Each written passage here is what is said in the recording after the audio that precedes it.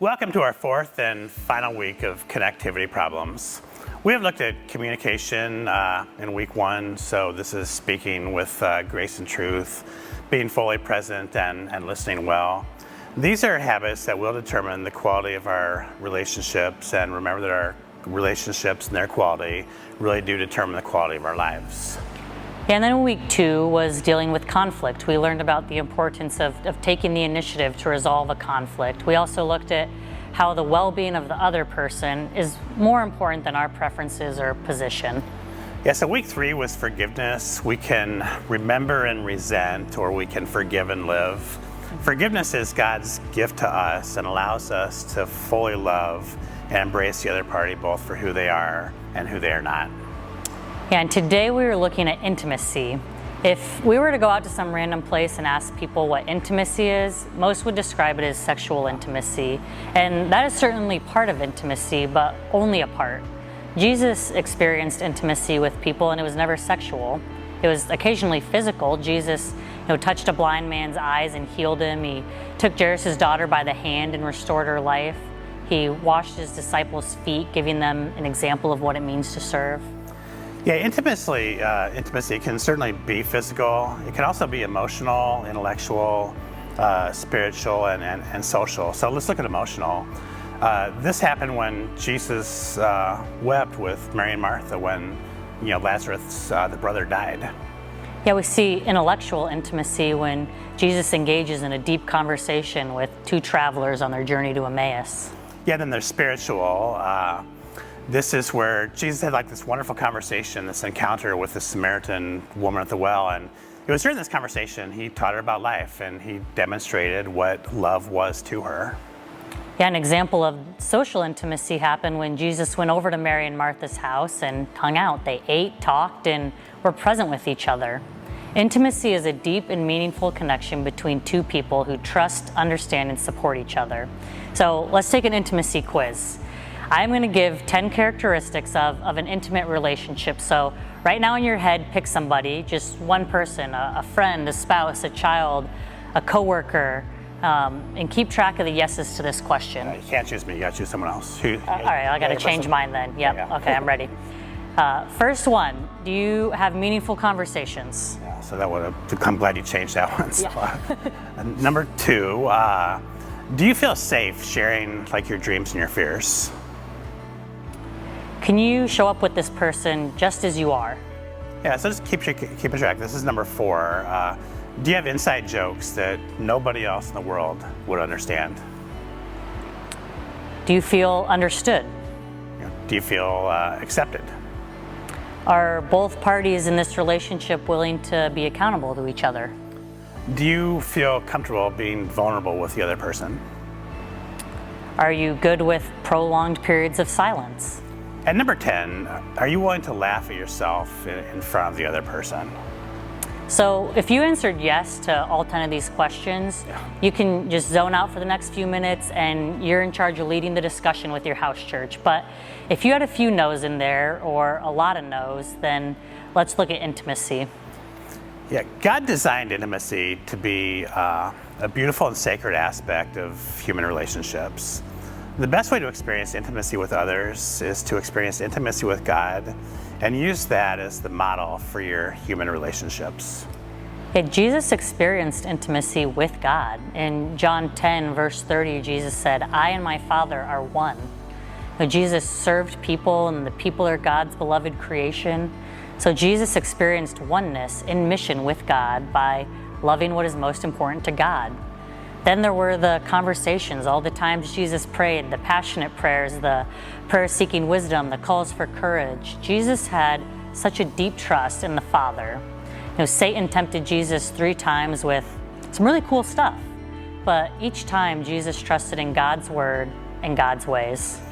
Yeah, intimacy will not happen unless there is trust between both parties in the relationship. I remember a few years ago, when the boys were little, we were at a county fair in Iowa. It's the world's largest county fair. And I was sitting on a random bench. I was waiting for the Ferris wheel ride to end or for them to come back with a funnel cake or something. A woman and a few friends were standing near me. She had had a tattoo on her arm, and it was 3 fairly large words. I figured out since she had this tattoo on her arm. It was likely both a reminder to her and a statement to others, so I read it. And it said, "Trust is earned." That's a statement. Now immediately, like without ever talking to the woman, I knew 2 things about her. First, somebody had hurt her. They probably hurt her pretty bad, and I'm guessing actually multiple people have hurt her. Second, I knew that moving forward, it's going to be really difficult for her to experience any intimacy in her life. You see, the moment you trust is the moment that you can start experiencing intimacy with another. It's also the moment when you're opening yourself up to the possibility of the other person hurting you. Intimacy with others is very risky stuff because trust being broken really hurts. But a life without intimacy with others isn't much of a life at all. The risk seems worth it and then some. I think about Jesus. Jesus trusted Peter, and Peter ended up denying he even ever knew Jesus 3 separate times.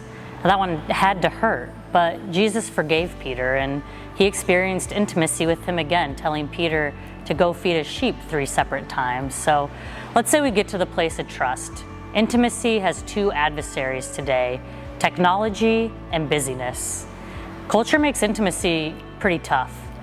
There's so much information available to us, everything from where your favorite celebrity is on vacation to what a high school classmate you haven't seen for 20 years is having for dinner. Scrolling has become the addiction of the 21st century. We can be keenly aware of things that have no significance to us and be totally oblivious to the hopes or the needs or the frustrations of a person right next to us. And the schedules. For some, you have everything you need to be successful in experiencing intimacy with others, but you don't have the time to pull it off. You've said yes to so many good things or average things that you don't have the capacity to say yes to intimacy. Yeah, so here's your field guide to being like Jesus so that you can experience intimacy or greater intimacy with others. So first is spend quality time together. Jesus was kind of busy, like with that whole saving the world thing, but he managed daily to be fully present with other people. If technology is your obstacle, then turn it off. If busyness is your issue, what you'll need to do is put whosever name it is that you want to be intimate with on your calendar and make sure that name appears on your calendar regularly. You can only have intimacy with someone that you're present with. Yeah, second, use good words with the person. Life-giving words, words of hope. Build the other person up. Continue to make it easier for them to trust you more fully. Think about how Jesus used words and speak to others the way Jesus spoke to others. Yes, a third, bring kindness into the relationship. Show love and care for the other person through actions of kindness. Jesus said that one of the reasons he came to the world was to serve. I remember growing up as a kid, my grandma Elva, she died of cancer in her early 70s. Now, near the end of her life, Grandpa Adolf and her experienced intimacy together by him just relentlessly serving her. It was painful at the time, but looking back, it was like this really beautiful thing to see. So here's the deal with intimacy.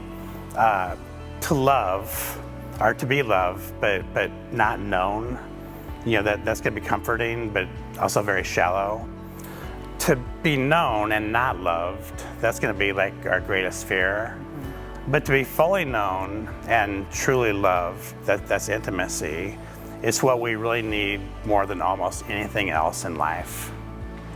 Tomorrow somebody will ask you what you did today, and you can tell them that you had a deep and meaningful conversation about intimacy. And it'll be pretty fun to see their reaction to that, but have that talk now with each other. Yeah, and thanks for joining us during this series. Hear this, great relationships are not built in a day, they are built daily. Communicate with each other well, gracefully work through conflict that will inevitably happen. Be generous with your forgiveness and daily do those little things and those big things that will help you experience intimacy.